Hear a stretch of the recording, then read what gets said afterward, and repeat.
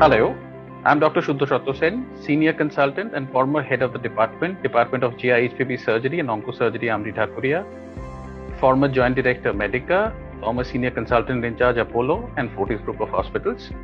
Now, what we're going to discuss today is a very pertinent topic called hepatitis. And as we know that we are having the World Hepatitis Day, what is important is hepatitis is inflammation of the liver, where the liver parenchymal cells get inflamed because of various toxic agents which can vary, the commonest being alcohol.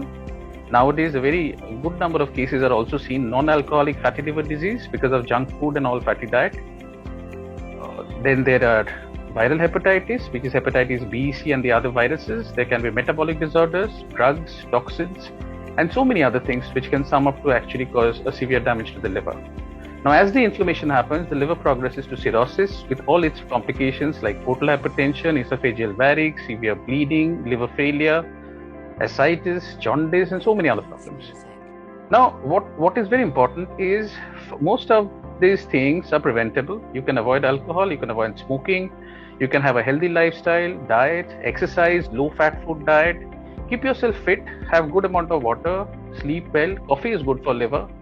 But what is also very important is in case you land up with hepatitis due to virus or other disorders, visit your doctor, get in touch with them, get it solved, get it treated, so that you can have some reversal in the early stages, or in case it is progressing, you can at least control the progress.